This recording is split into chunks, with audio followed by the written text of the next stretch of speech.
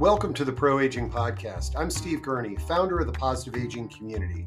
We're excited that you can join us for our interactive discussions with pioneers and thought leaders on a wide variety of topics related to aging and longevity. We're able to bring these discussions to you along with copies of the Positive Aging Sourcebook, thanks to the support of our Positive Aging Community champions. Visit proaging.com to connect with them and find hundreds of other resources. Well, today's discussion was planned to be with Michael Hebb, who's the author of Let's Talk About Death Over Dinner, an invitation and a guide to life's most important conversations. Michael is also the co-founder of Death Over Dinner, which has been one of the most effective end-of-life awareness campaigns to date and has provided the framework and inspiration for more than 1 million dinners focused on having end-of-life conversations. Well, unfortunately, Michael had a last-minute emergency that prevented him from attending, and he's very excited about scheduling a follow-up. But the good news is I actually hosted a Let's Have Dinner and Talk About Death dinner party about a week ago in anticipation of this discussion. So what I did today was I walked through the steps of signing up, inviting guests, and the prompts and conversations that I used in the dinner, and the community members responded with their ideas and thoughts. Now, the other thing that happened on this podcast is that we have a special bonus of Jason Popko, who hosts regular death cafes in Berkeley, California, and he jumped on stage and shared some information about Death Cafe movement and how his meetings help stimulate conversations on the end-of-life topic. So let's jump into the discussion. So on the computer, and then I am going to do streaming here. Okay, so here's the deal. I have been looking forward to today's discussion for weeks. We do a lot of end-of-life discussions on this platform, and and I can't tell you how many times people will bring up, "Hey, have you ever done Let's Talk About Death Over Dinner?" And I did a little bit of research, and I learned about Michael Hebb and this movement, which is phenomenal. And just on a flyer, I emailed him and said, "Hey, let's do a discussion," and he agreed. And I was so excited that last week, I hosted one of these Let's Talk About Death Over Dinner discussions. Well, unfortunately, this morning I got an email from Michael that he can't make it to the discussion today due to a family emergency that requires travel. And I thought about canceling, and then I realized, wait a second, I actually followed Michael's platform to host my Let's Talk About Death Over Dinner. Instead of scrambling around and emailing y'all and dealing with that, what my game plan today is, I'm going to walk you through how I hosted one of these discussions. It's very easy. And then we're going to have a conversation the same way that I had with my family members, but we'll try to do it here online. So if you're down for participating in this or just observing this today, hang in there with us. I think it's going to be very meaningful and a lot of fun. Or I shouldn't say, it is going to be fun. We're going to get to know each other. If not, Michael has promised me that he's going to do another discussion, and I'm going to get him on the calendar as quickly as we can. He feels horrible about this.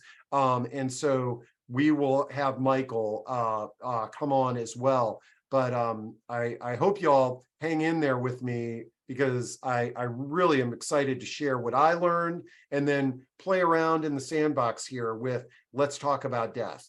Okay. But before we do that, I have a friend, Jackie says, "I've done this before. I love you're going to do it. So go for it here live." Thank you, Jackie. I always appreciate the endorsement. Before we jump in and talk about this, I've got one of my good friends, since I started in this business, Louis Tenenbaum, who many of you may have met on some of our safe and accessible home discussions. I've got Louis Tenenbaum, and I want to give him the mic here for a bit to tell us about a research project that he's in the middle of. And if any of you can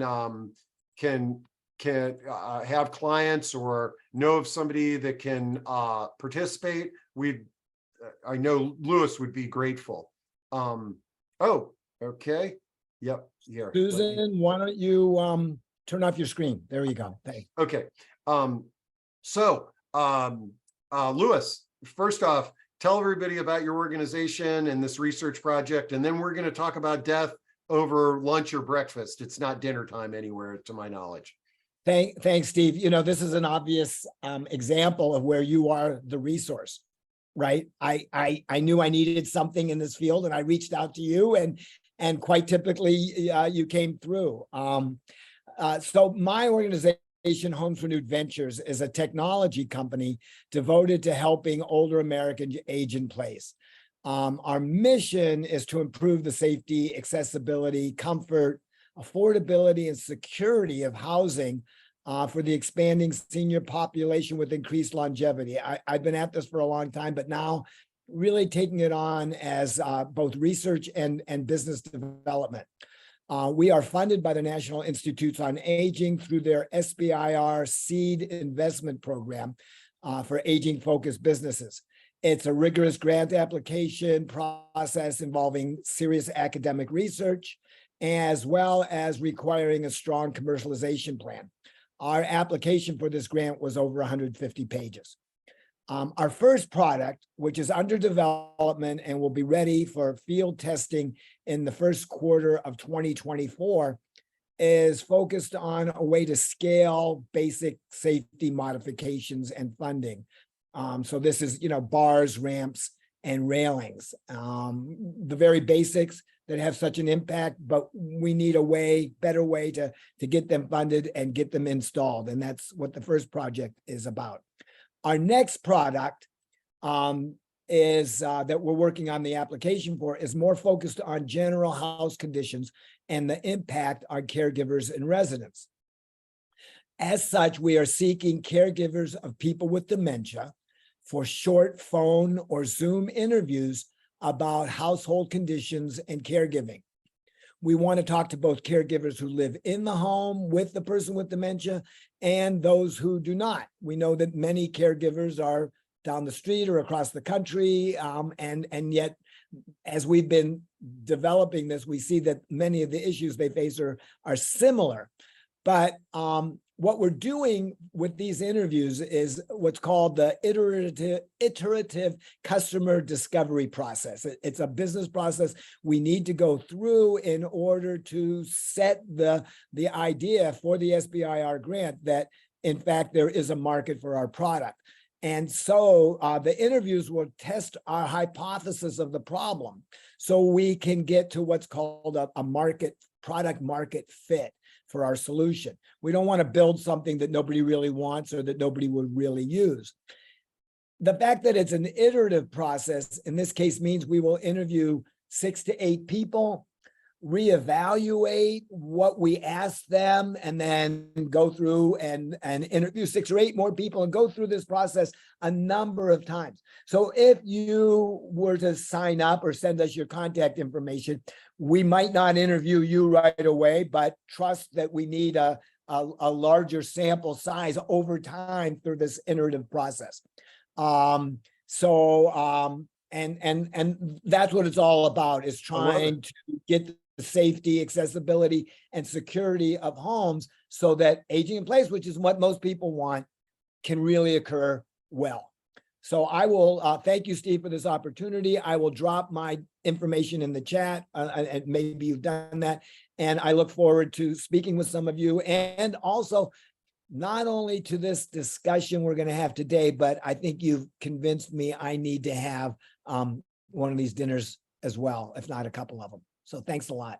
I love it. Okay, Louis, thanks so much. I did pop it in there. You can see we got Elva, who's got Ambassadors for Aging Well in Texas, talking about adjusting building codes.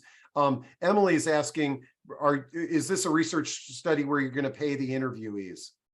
Not at this point. It's only a 10 to 15 minute interview. At some point, I guess as the grant progresses, that may be part of the cards, but not at this point. Okay, cool. All right. Okay, so thank you, Lewis. And now we are going to talk about death over, let's talk about death over dinner, okay?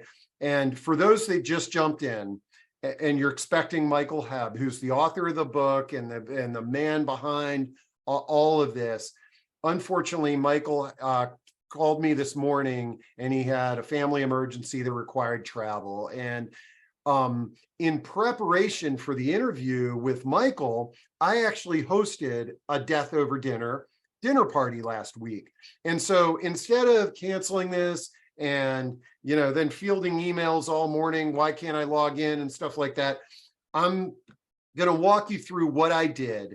And then we're going to sort of replicate a death over dinner here on Zoom to the best of our ability. You don't have to participate, but if you want to participate and sort of share your thoughts and ideas, I would love it. But we've got a big crowd today, so I know a percentage of you will, and we'll use chat, Q&A, and open some mics up to have a conversation about death. So what I'm going to do first here is I'm going to share my screen, and I'm taking you to the Death Over Dinner website, which I will also drop into chat for everybody to check out. And so on this website at let's have dinner and talk about death. I call it Death Over Dinner. I'm botching it a little bit. You can, see the site. You can learn about what it's all about. And when we have Michael come on, he can elaborate on that a little bit more. But when you look at the team that's behind this, these are celebrities and just some real heavy hitters that are behind this movement, which is just really impressive and amazing for this movement. But let's go to planning your dinner. Okay, so there's a button here, and I think if we go to the homepage, I think it's more obvious. Yeah, so you can watch a video, but you can get started, and it goes through some prompts. And I'm going to replicate what I did, because then I'm going to show you the sort of the guide, and then we're going to jump into sort of having one of these conversations as a group. So now let's invite some people, but who? So now when I did this, I said friends, and I said, I think I said friends, and I may have said not sure yet. Okay. Then it prompts you to, which of the following best describes you and your interest on this discussion? Your selection will determine the content provided. Now, as you can see, some of these here say, I know somebody with a terminal illness. I want to fully understand the difficult conversation. I think I chose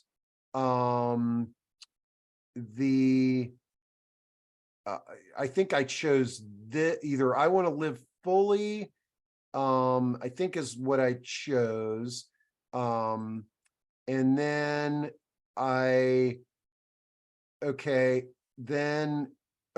then it basically gives you some different readings, watching and listening things. You can select those, but what I had them do was I just had them select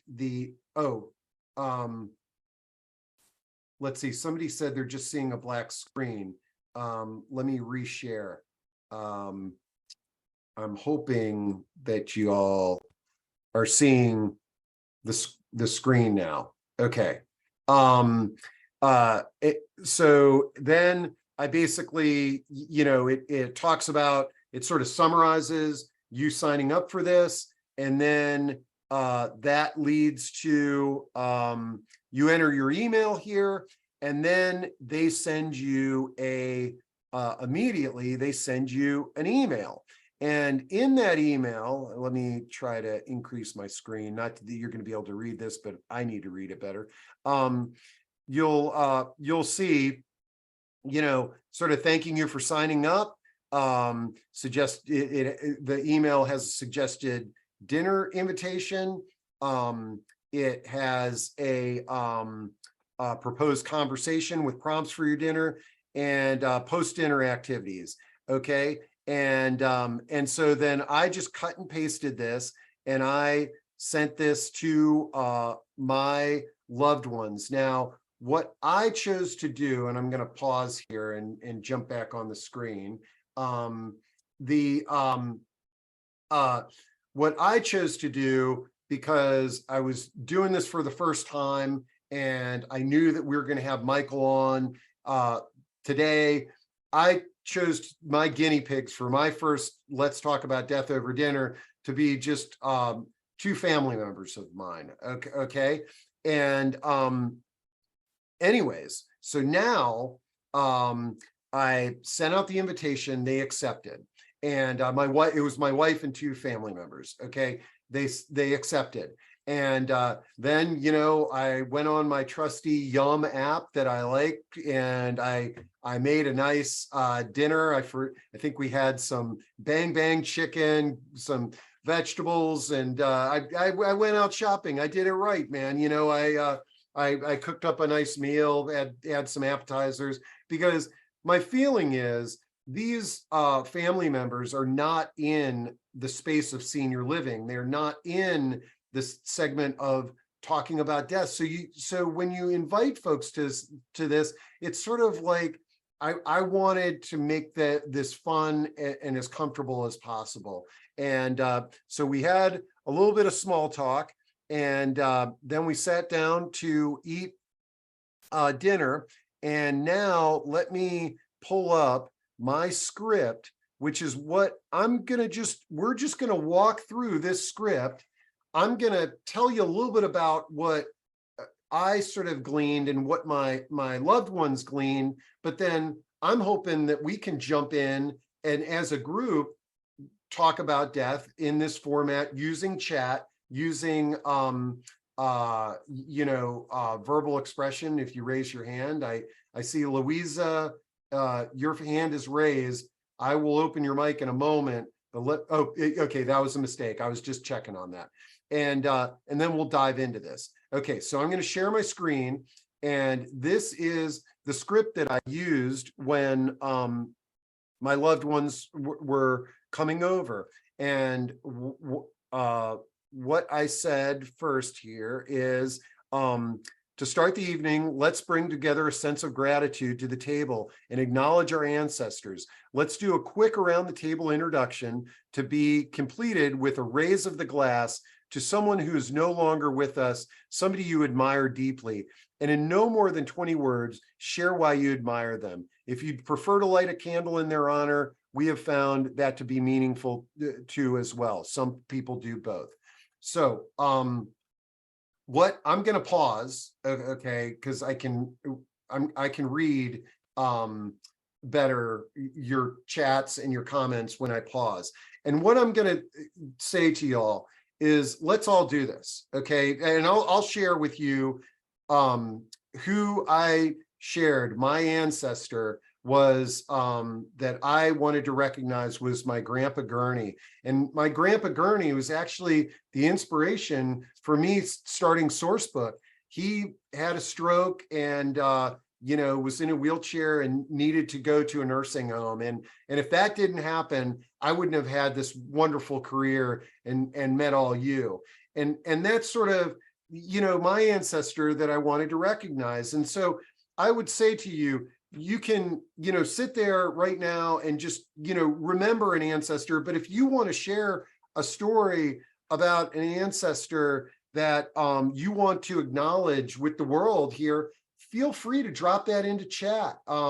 If you'd like to share, we want to keep this brief because I want to get through the whole thing. If you want to come on and talk about an ancestor, feel free to raise your hand and I can open your mic for sort of a brief talk. The and the in any event, that's how we opened it up, and it was really cool, especially because it was family members. And here's the thing, folks, this was sort of a great way to start off the discussion, because quite frankly, I was here with my family members. It was my, and we had not sort of recognized, we had not ever done something like that before at a family outing. And that was really kind of cool. It was cool to also hear my wife talk about her loved ones. And that was a great way to kick it off. Let's see, Deb has shared her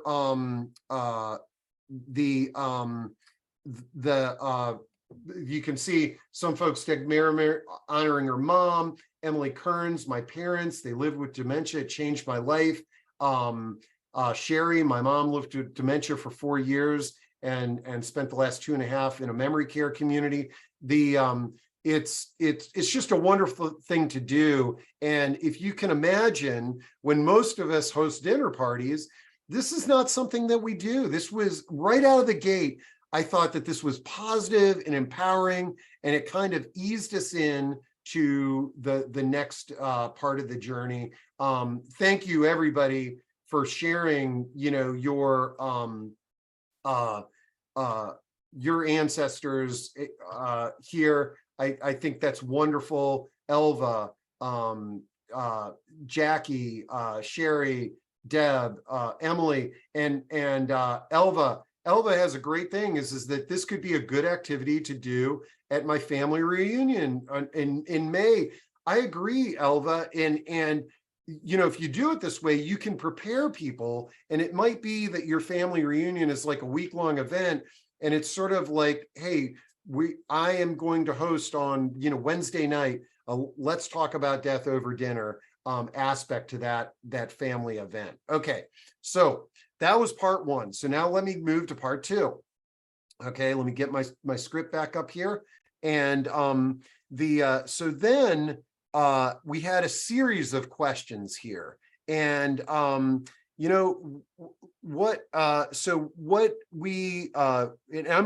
let me read all of these, okay? And then maybe we can dive into some that you all are interested in diving into. So what would you want your epitaph to be? Subject to changing your mind, of course.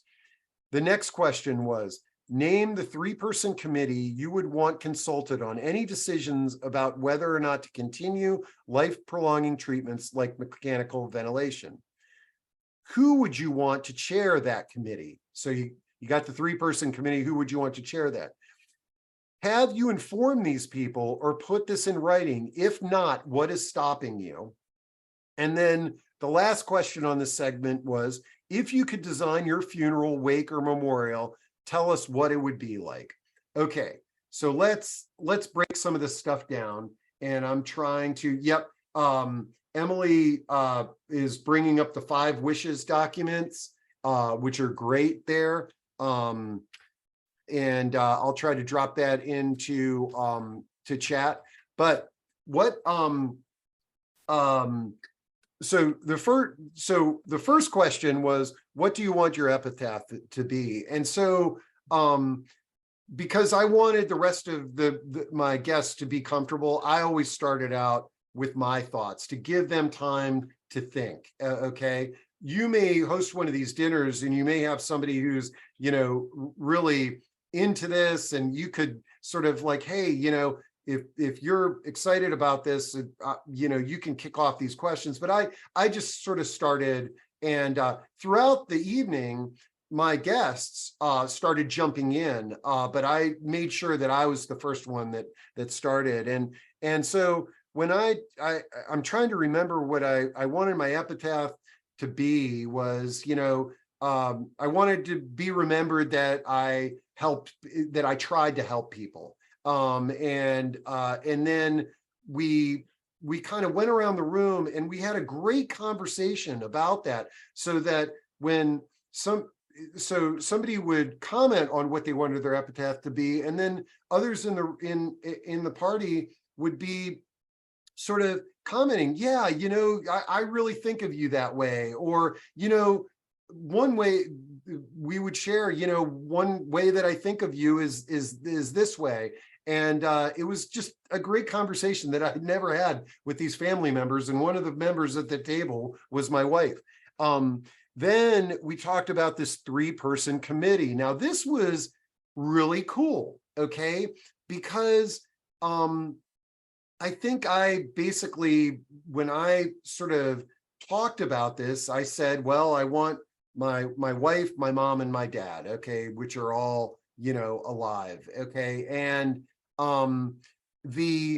then as we went around the table and people started talking about their 3-person committee, they talked about the emotional aspects of being on this 3-person committee that would be consulted. Like they talked about, sort of thinking about, gosh, my parents would be so emotional. I think that my sister would be more rational in making decisions, or, I've got a friend or what have you. And it gave me ideas that I didn't even think of. And by the time we went around that, I was sort of rethinking my 3-person committee. But then what it really helped clarify was, who would you want to chair that 3-person committee?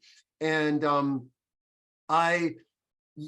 this really prompted me to think about some of our discussions here that we have. Is many of you, if you've been to our discussions, our number one topic is solo aging. And I started thinking about, okay, I've got this 3-person committee and my wife is the head of that committee, but what happens if my wife is gone? Like, what does that do to this conversation? And vice versa as well. Those were just things that were going through my mind.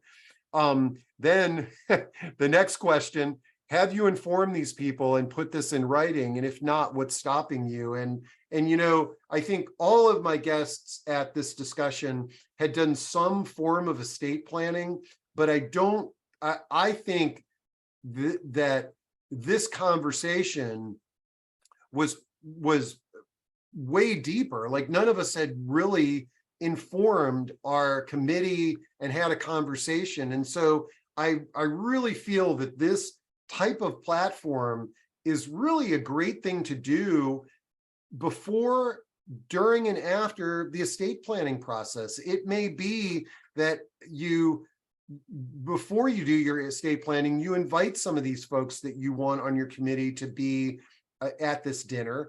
And then, maybe the after is, it's sort of like, hey, why don't we all really work on our documentation, our 5 wishes, our estate planning, and then let's have another dinner. So we're all doing it together.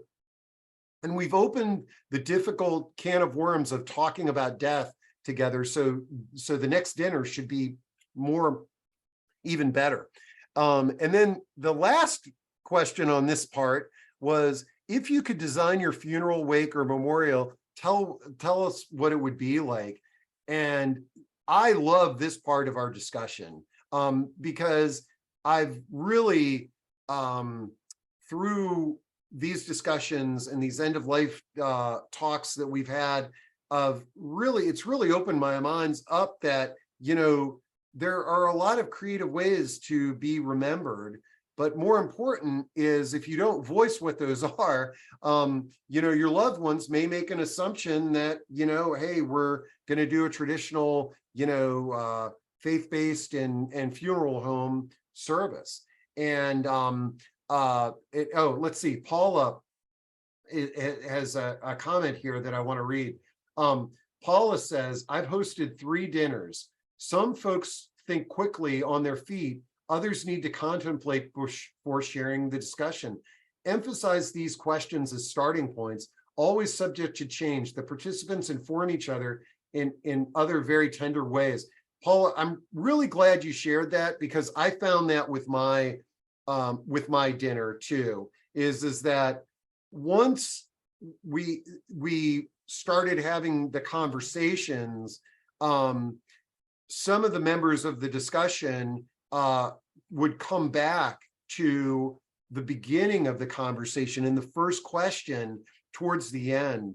And I think that, like you said, is sort of letting people know this is just the start, and let's see where it goes, and giving folks permission to work off the script, I think is very important. So great comment there. But I was going to say, the last question was, if you could design your funeral wake memorial, what would it be like? So right now, you know, what my vision of my memorial would be is I do not need it to be in a faith-based organization. I told my wife that, you know, my memorial could be in our home if you want it, if that's convenient for you. But there is a place in Reston, Virginia, where I live. It's called the Lake House. I helped host a memorial for a beloved friend there, Mrs. England, who worked for me for many years. I love that setting. It's in the community I currently live in, and I could envision my friends and family gathering there and just having a party and sharing stories and you know, and making connections for friends of mine that have never met. I'd love for them to meet. If folks wanted to share stories about me, I'm perfectly down with that. But a positive remembrance is what I'm striving for. So that's kind of what I shared. And then we went around the table and my loved ones shared their thoughts. And we had never in my family had a discussion like this. So for me, it was wonderful. Let's see. Sherry is saying, oh, Steve, would you also be able to share your script? Yeah, Jackie, I'm going to drop this script, which is generated by Let's Talk About Death Over Dinner, but I'll make sure that this is at the recording link so everybody can get that as well. Emily is bringing up the Death Cafe movement. Yes, all of these, and here, I'm going to pull up that web page. Well, that web page is loading. Okay, there's also the Death Cafe movement, which Emily dropped into chat. And you can see, like, on our proaging.com calendar, there are death cafes that are hosted around that are listed on there. I feel like the Death Over Dinner, the Death Cafe, these concepts are absolutely wonderful.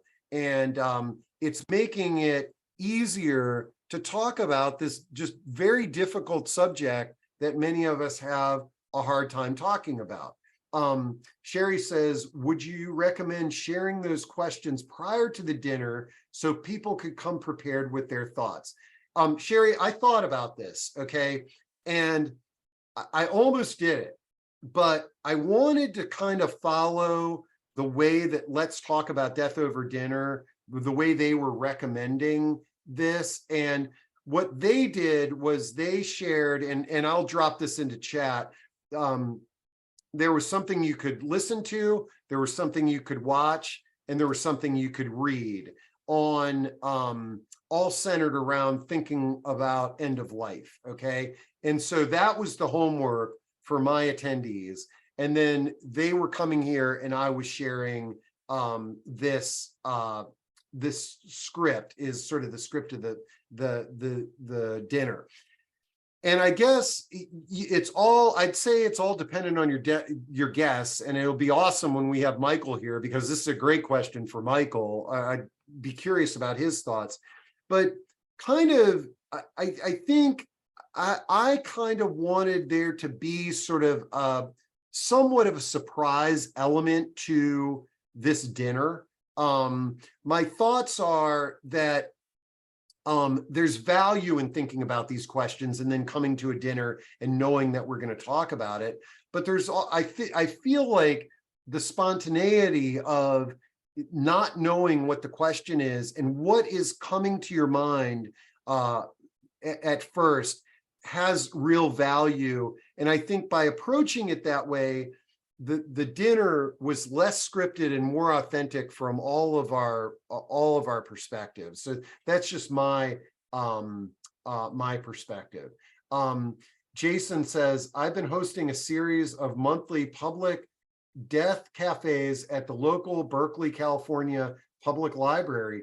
14 strangers showed up yesterday and we got deep very quickly. You know, Jason, actually, if you are into it, let me get through my script here.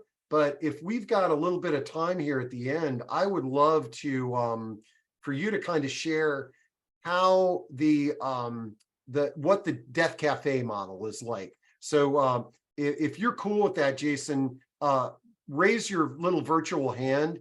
That way I can, okay, awesome. I'm going to call on you here in a moment, but let me go back to my script. I think I can kind of wrap this up and then we can have open discussion. But I'm really curious about Jason talking about his Death Cafe. Okay, so we did that. We had the discussion. Then I said, when we finally know we are dying, all sentient beings are dying with us. We start to have a burning, almost heartbreaking sense of fragility and preciousness with each moment and each being. And from this can grow a deep, clear, limitless compassion for all beings. And that's a quote, and I can't pronounce his name, but I teared up when I read that the first time. It's a nice quote. And then we talked about that quote a little bit. And then we said, we had two more prompts. It said, what stands in between you and a clear felt sense of compassion for all living beings before you're on your deathbed? And then if you had one day to say you were sorry to anyone you wanted to before you died, who would be first on your list?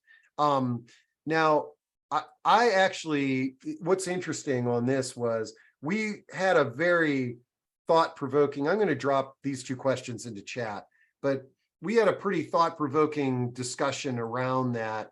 That was pretty deep. So I don't want to sort of get into all of that. There was one person that I wanted to apologize to, and I'm hopefully going to see them here very soon. But for the most part, we sort of had a deep dialogue on sort of how we view people and just sort of imagining yourself on your deathbed and thinking about regrets and how you view others and what have you. And then we talked a little bit, we said an additional idea for dialogue. If you want to dig deeper in the conversation, use the final portion of your evening to discuss how you want your lives to end, how you would like to support end-of-life wishes for those you love and care about. And then it says, end every dinner with an appreciation in the round. This is a simple game to complete the conversation and the dinner. Someone begins by selecting a person to their left, sharing one thing they admire about that person. The circle continues until everyone has been admired once. We suggest after the round, you break from the table, lounge on couches, look at the stars as a way to further sink into the connections and awareness. So that was my, I just basically walked you through how I was guided through one of these death after dinner. So if you sign up, you'll get all the prompts to do that, but I will share this document that I downloaded. I thought it was wonderful. I asked all my loved ones what they thought the day after, and it was a great, interesting experience for them. When towards the end of the evening, we talked about this, and I told them all this exceeded my expectations, and we had a little bit of dialogue on how some people would be very uncomfortable in this setting, and while I sort of agree with them, I feel like if you're willing to show up, that the door is open, and that person that was willing to show up would have a good dialogue. But the way that the invitation is written, it sort of gives people an out. They don't have to come to this, okay? And but if somebody does come, I sort of feel like using this dialogue, there's a really good chance they're going to have a meaningful dialogue. Okay, so now I'm really excited to bring Jason Popko to the stage, because this is a and actually, Jason, I'm gonna make you a panelist, so that way, if you want to turn on your camera, you can. And Arlene's asking how many people we had here. Arlene, I had about 150 sign up. Right now, we've got about 70 that are a part of this discussion. I intentionally did not send out my morning reminder that I usually do when I host these things, because I got the call from Michael that he wasn't going to make it. But my gut level feeling, had I sent out that morning reminder about this event, we would have had 300 people for the discussion. Not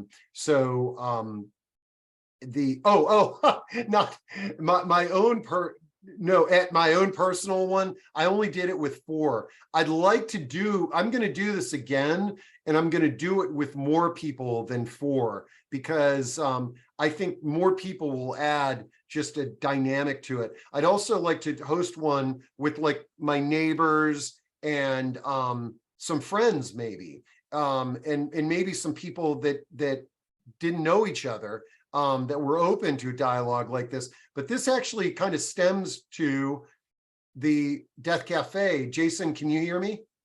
Yes, I can, Steve. Can you hear me okay? Yeah, absolutely. So because what the experience that I talked about was, these are people that I know, and I sent an invitation, and they're coming to this event, and they might not know each other, but they I'm the common bond. A Death Cafe is open to the public, and as you said, these are people that might be strangers. So first off, just tell us a little bit about who you are and what you do, and then what led to you leading these Death Cafes. And then I'm really kind of curious at just kind of walking through the experience of some of the ones that you've hosted. Thank you, Steve. Thanks for unmuting me. And more importantly, thank you for your ongoing series of all this topic. It's you're a great resource out in the community. And I'm glad you went ahead and continued today, regardless of it not having the author talking about your death over dinner. And I just have to go back to the beginning. A shout out to Louis Tenenbaum. We're old friends. And so it was great to see him on here. I initially started the Death Cafe movement just because I saw the library had a free community room, and I was really interested in the topic. And so I just, through local, because it's an in-person event, it's post-COVID, and I just wanted to create sort of an intentional conversation in the community. After a couple of different events, the Berkeley Library saw that they wanted to add exciting events to their calendar, get people into the library. So now I'm in collaboration with the Berkeley Public Library System. So they helped me through their communication marketing channels, get the word out into the community. I am 55-year-old digital marketing guy here in San Francisco Bay Area. And this is just a side passion hobby that I wanted to do. So that's why I kicked this off. And I see a significant overlap between Death Cafe and Death Over Dinner. And you could end up, as you mentioned, your iterations, invite strangers to a larger dinner. But Death Cafe is so far, we've had some repeat visitors, but namely it is strangers, and they walk in the room. And basically, I follow the Death Cafe structure. We just ask people to go around the circle and say, why are you here? By the time you get around 14 people going around the circle, the time goes by quickly. We have 90 minutes for the event, but I'm always impressed by the level of vulnerability, sharing, and the details that people bring up. Everything from their fears, the things that they're welcoming maybe in regards to end of life that they've reached some peace with. And it kind of goes through all the stages. There's some topics are about estate planning, the things that they've done or where they're stuck. Assisted suicide has come up a lot, and people are wishing for it but don't have don't know what to do, how to plan for that. And then there's other conversations about the afterlife. So we go everything from estate planning, I haven't done my will, to people having their different viewpoints on afterlife and their comfort or discomfort with it. And always at the end, I think people appreciate it. We've had a couple of return visitors, and so we're definitely continuing the series for the foreseeable future. Yeah, I love it. And I think the other thing about it is that as I'm thinking about this, as you're describing it, you know, depending on your personality and your loved one's personalities, I could see where somebody might feel more comfortable talking about this first with a group of strangers, and then having a dialogue with their children or their spouse or their loved ones, because in many families, I know that this is one of these things where you try to bring it up. And actually, even in our conversation, it's sort of like at my death over dinner was it was a couple that I had with me, and they said, you know, well, sometimes I'll bring up you know, something like this, and my spouse says, oh, let's not talk about that, you know. So going to a safe place where everybody's talking about it. Now, Susan asks, are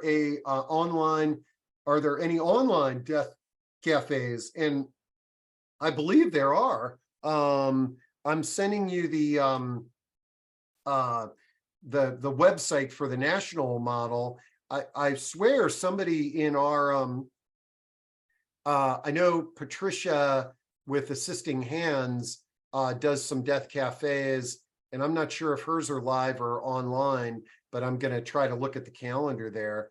But have you experimented with any online ones, Jason?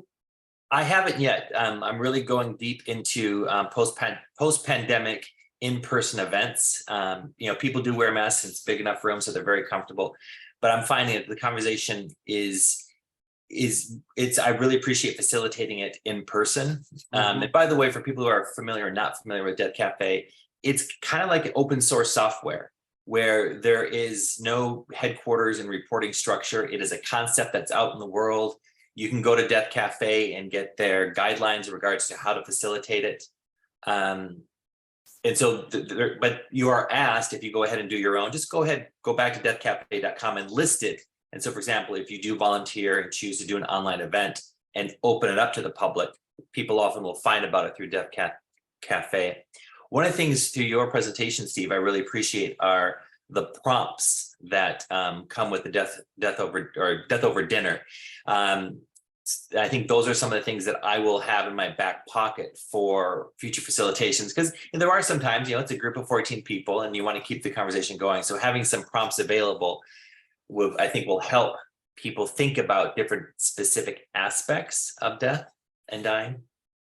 And yeah, thank you. Yeah, and actually, we just Patricia Dubroff, if she does an online death cafe, and I'm dropping her contact into chat.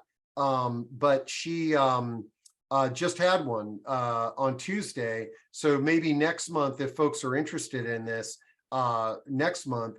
And, you know, this is really kind of given me some ideas on, you know, maybe I kind of partner with Patricia or something, and we do sort of a positive aging kind of regular Death Cafe chat. That could be kind of an interesting, I like the free range aspect and no rules aspect of it. I think that would be good. Dixie says Iona in DC has online death cafes, and we'll be having one in person this fall. Okay, great. So if I could add one thing, Steve. I think one of the things I add to the Death Cafe at the public library, working with the library, we pull every book on the topic of death and dying. And so we curate a special collection of books and movies on the topic, and we have them available in the room for people to check out. And it's one of the things that's interesting. People often will talk about, oh, have you read this book? Have you seen this movie?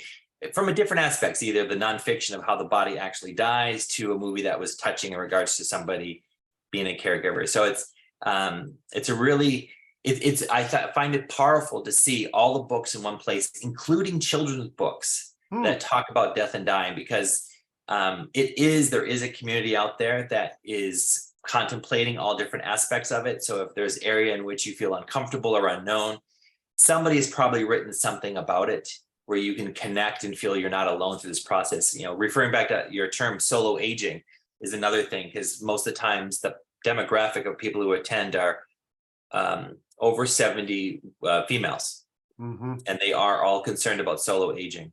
Yeah.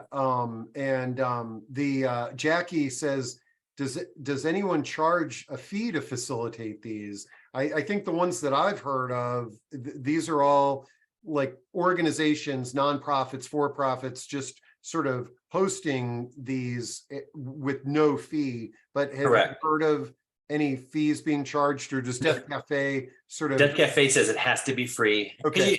You don't want, a funeral plot salesperson hosting a Death Cafe. It's a conflict of interest. No, absolutely. Man, well, that's great. Well, all right, folks. Well, what I'd say, Jason, you can hang on here because there might be some questions related to Death Cafe, but I'm looking at the clock, we're almost to an hour. I feel like we made lemonade out of lemons today. I'm really excited to have Michael Hebb back on. I'm going to share this discussion with him. And then when we do the follow-up, and I put that on the calendar, I can have this discussion on there so people could listen to it. And then maybe we can kind of pick up where we left off, and Michael can sort of riff on some of the whether they're accurate or inaccurate, the things that we talked about today during this hour. Well, man, thank you. Thanks. Everybody seems to be pretty supportive of the format today. And I'm, as always, I'm thrilled that you are here. And then Arlene, you said, please include me next time. Okay, absolutely. Arlene, you'll get an invite. Everybody who's on this discussion is going to get an invite. And that's a no-brainer. So Jason, thanks for jumping on the stage. Everybody, thanks for jumping in and sharing your thoughts. We'll see you at the next discussion. And thanks a lot.